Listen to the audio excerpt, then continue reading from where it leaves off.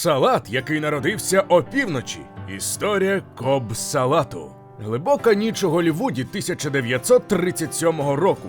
Власник ресторану, помираючи з голоду після довгого робочого дня, відчиняє дверцята холодильника і починає перекопувати продукти у пошуках чогось їстівного. Листя салату, помідори, авокадо, яйця, сир. А з кухні чутний спокусливий запах смаженого бекону. Чому б ні, думає він і кидає кілька скибочок до своєї імпровізованої страви. Таким от найбанальнішим чином і народжується одна з найвідоміших страв американської кухні – легендарний салат Коб.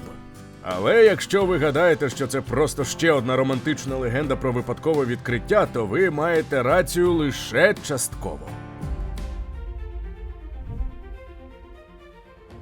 Вітаємо! Ви на каналі Історія на тарілці, де ми говоримо про їжу, історію, культуру та їх взаємозв'язок. Попереджаємо! Нас не можна дивитися на порожній шлунок. А тепер до чергової історії.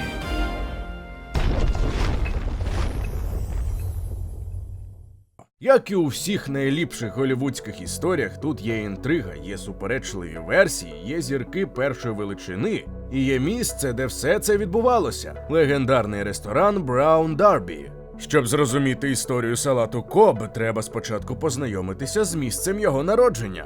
А історія Браун Дарбі починається з Парі. 1926 року сценарист Вілсон Мізнер побився об заклад зі своїм другом Гербертом Сомборном, колишнім чоловіком зірки німого кіно Глорії Свенсон, що той зможе продавати їжу навіть із капелюха. Сомборн погодився на виклик і побудував на бульварі Вілшир, навпроти готелю «Амбасадор», маленьку кав'ярню у формі справжнього коричневого капелюха. Будівля була 9 метрів у діаметрі і 5 метрів заввишки. Неонова вивіска гордо проголошувала «Eat in the hat» – «Їж у капелюсі». Це була чиста архітектурна провокація, і вона спрацювала. Автомобілісти не могли проїхати повз таку дивину, а знаменитості сусіднього готелю «Амбасадор» швидко зробили це місце своїм улюбленим. Успіх був таким неймовірним, що 14 лютого 1929 року відкрили другий Браун Дарбі на розі Голлівуд і Вайн-стріт, у самому серці кіноіндустрії. Цей ресторан уже не мав форми капелюха, натомість це була елегантна будівля в іспанському місіонерському стилі. Та саме цьому другому Браун Дарбі судилося стати справжньою легендою Голлівуду. Голлівудський Браун Дарбі був не просто рестораном, це був центр усесвіту кіноіндустрії. Розташування виявилося ідеальним, поруч були студії, тож зірки могли забігати на ланч поміж зйомок. Але це було також місце для укладання контрактів, обговорення ролей, створення спілок та інтриг. Тут свої місця мали знамениті колумністки-пліткарки Луела Парсонс і Геда Гоппер. Щосереди вони збирали неформальні зустрічі жіночого голлівудського прес-клубу. Столики у Браун Дарбі були спеціально низькими, з заниженими спинками для максимальної видимості. Адже хто ж хоче їсти там, де тебе не видно? Північна стіна була зарезервована для зірок А-класу. Кларк Гейбл зробив пропозицію Керол Ломбард біля столика номер 5. 1941 року Ломбард улаштувала там сюрприз на 40-річчя Гейбла, замовивши кейтеринг з Браун Дарбі. Щоби зрозуміти масштаб популярності, шанувальники просто надсилали листи своїм улюбленим зіркам за адресою The Brown Darby, Hollywood and Wine, і ті доходили до адресатів. Боб Коб навіть установив телефони на столиках, то була революційна ідея на тоді. Популярність знаменитостей вимірювалася кількістю дзвінків, які ті отримували під час обіду. Та найвідомішою особливістю Браун Дарбі стали карикатури знаменитостей, які прикрашали стіни. Історія цієї традиції теж досить таки романтична. Увечір відкриття 1926 року молодий бідний художник на ім'я Едді Віч попросив про дозвіл малювати шаржі на відвідувачів у обмін на їжу. Ці малюнки так сподобалися гостям, що стали візитівкою всіх Браун Дарбі. Згодом до Віча приєдналися інші художники – Зел, Панчо, а найвідомішим став Джек Лейн. Лейн працював штатним карикатуристом Браун Дарбі упродовж 37 років від 1948 до 1985 року. Він мав не лише талант малювати обличчя, а й феноменальний дар до спілкування. Більшість карикатур була підписана автографами самих знаменитостей. Від Боба Гоупа до Керол Бернет, від Керрі Гранта до Люсіл Болл. Ці карикатури створили унікальну атмосферу. Ти міг сидіти за столиком і їсти під портретом самого себе, намальованим кілька тижнів тому. Це було як входження до пантеону безсмертних. Твій шарж на стіні Браун Дарбі означав, що ти справді став кимось у Голлівуді. А тепер повернімося до тієї легендарної ночі 1937 року. Роберт Говард Коб, саме той Коб, чиїм іменем названий салат, був не просто співвласником. Це була людина, яка знала ресторанний бізнес від і до. Раніше він працював офіціантом, бухгалтером, менеджером.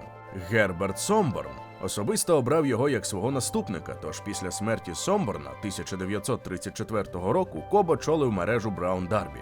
Коб був відомий своїм талантом догоджати найдивнішим забаганкам зірок. Він пік грейпфрутовий торт для Луели Парсонс, робив торт із кав'яру і печива для Гарпо Маркса. Тож, коли одного разу пізно ввечері він сам дико зголоднів, то для нього було природнім зробити щось незвичайне. Класична версія така. Пізно ввечері Коб змішав залишки, які знайшов на кухні, разом із беконом, який приготував кухар, і заправив це їхнім фірмовим французьким соусом.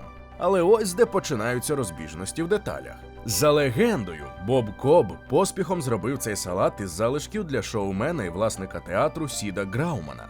Його покрошили дрібно, оскільки Грауман щойно прийшов від стоматолога і не міг добре жувати. Проте є й інші версії. Певні джерела твердять, що салат винайшов не Коб, а його шеф-кухар Пол Джей Пості. Ще одна версія приписує створення Робертові Крайсу, виконавчому шефові ресторану, який нібито створив салат 1929 року і назвав його на честь Коба. А найцікавіша версія належить онуці французького шефа Анрі Кондуре. Кондуре був одним із шефів Усесвітньої виставки 1939 року і працював у команді Браун Дарбі. Його онука вважає, що Коб був голодний і хотів салату, а дідусь створив його, взявши за основу класичний французький салат фрізе з беконом «фрізе о лардон» і додавши блакитний сир, помідори, курку і авокадо, щоб зробити його достатньо ситним. Хто знає, яка версія правильна? Можливо, правда ховається десь поміж них. Але саме версія з Кобом і Грауманом стала офіційною легендою, і саме вона принесла салатові світову славу. До речі, на нашому каналі є відео про ще один відомий і дивовижний смачний салат – Цезар. Обов'язково перегляньте. Хвилинка уваги для тих, хто ще не підписаний на наш телеграм-канал. У нас там не тільки анонси нових відео, а ще й безліч цікавих історій і фактів, які ми не публікуємо на Ютубі. Посилання у описі і прямо зараз на екрані.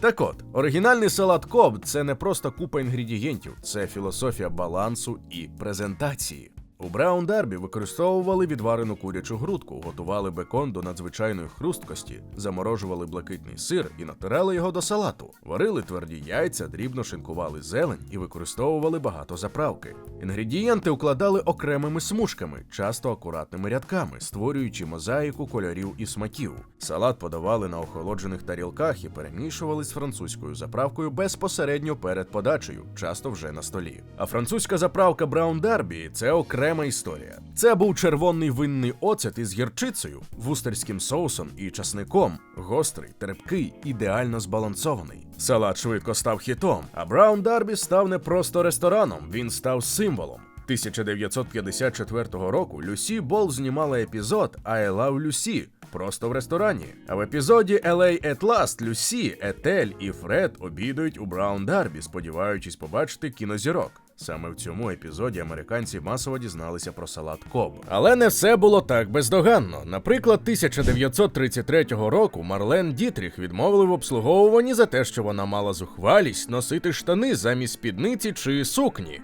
Дрес-код змінили аж у 1960-ті роки, щоб дати жінкам можливість носити штани. А ще Браун Дарбі мав дуже чітку ієрархію. Якщо ти не був достатньо відомим, то тебе саджали подалі від стіни, де сиділа еліта. Це було місце, де соціальний статус вимірювали відстанню від правильного столика. Як і чимало інших голлівудських легенд, Браун Дарбі не пережив зміни часів. Із появою сучасного телебачення в 1950-ті роки і занепадом студійної системи Голлівуду його слава почала згасати. Перший Браун Дарбі на бульварі Вілшир, той самий у формі капелюха, закрили 19 вересня 1980 року. Місцеві активісти намагалися врятувати будівлю, влаштовували пікет і навіть похорон ресторану, носячи коричневі капелюхи і червоні троянди. Вдалося врятувати лише куполоподібну частину капелюха, яку встановили на даху нового торговельного центру, де вона залишається досі – самотній пам'ятник минулій славі. Голлівудський Браун Дарбі закрили 3 квітня 1985 року. Ще одну локацію у Беверлі-Гіллз закрили 1982 року. Єдина будівля, збережена до наших днів, це відділення в Лос-Фелізі. 2006 року будівля була оголошена історичним культурним пам'ятником Лос-Анджелеса, і зараз там розташовані банк Чейз та італійський ресторан. Але історія на цьому не закінчується. Коли компанія Disney створила свій тематичний парк MGM Studios, нині Disney Hollywood Studios, у Флориді, то вирішила відтворити славу золотого віку Голлівуду. 1989 року відкрили Hollywood Brown Derby у Disney Hollywood Studios. Це не просто тематичний ресторан, це справжня любовна листівка до оригіналу. Стіни прикрашені копіями карикатур, є навіть кілька оригіналів у позолочених рамах. Темні дерев'яні панелі, білі скатертини – все нагадує іспанську місіонерську архітектуру оригіналу, навіть лампи у формі капелюхів на місці. І, звичайно, там подають оригінальний салат Коб за рецептом 1973 року. Дрібно покришена зелень, ромен, кучерявий ендивій, крес, айсберг, помідори, курятина, хрусткий бекон, тверді яйця, сир рокфор, авокадо і зелена цибуля. Все акуратно викладене рядками. Салат презентують за столом і, з вашого бажання, перемішують перед вами. Ціни, щоправда, теж тематичні. Салат коштує приблизно $35. Компанія Disney навіть створила знаменитий грейпфрутовий торт, той самий, який Боб Коб колись створив для Луели Парсонс у 1940-ві роки. Це незвичайне поєднання терпкого грейпфрута і солодкого крему стало ще однією культовою стравою Браун Дарбі. Сьогодні салат Коб – це американська класика, одна з найвідоміших страв поряд із салатом Цезар, шеф-салатом і нісуаз. Його подають у тисячах ресторанів від Нью-Йорка до Лос-Анджелеса, від дешевих кав'ярень до елітних закладів. Звичайно, всі інтерпретують рецепт по-своєму. Хтось додає креветки, хтось змінює рокфор на чеддер, хтось використовує різні заправки. Та суть залишається незмінною. Це салат, який народився через потребу, створений з простих інгредієнтів, але з увагою до балансу і презентації. Це салат, який може бути і простим ланчем, і святковою стравою. Це страва, яка нагадує нам, що кухня часто народжується не в лабораторіях гастромолекулярників, а у миті, спонтанності і креативності. Історія салату Коб – це більше, ніж просто кулінарна історія. Це історія про Голлівуд у його найкращі часи, коли зірки були недосяжними богами, а місця на кшталт Браун Дарбі були храмами цього культу. Це історія про час, коли ресторан міг бути не просто місцем, де їдять, а центром культури, де укладали контракти, виникали романи, створювали історію. Тож спробуйте його приготувати. Ви з'їсте шматочок голлівудської історії, страву, яка бачила розквіт і занепад імперії мрій. І хто знає, можливо, десь просто зараз у якомусь ресторані хтось порається в холодильнику опівночі, збираючи залишки. І так народиться нова кулінарна легенда. З вами, як завжди, була команда «Історії на тарілці». Підтримайте це відео, будь ласка, і побачимося вже у наступному випускові.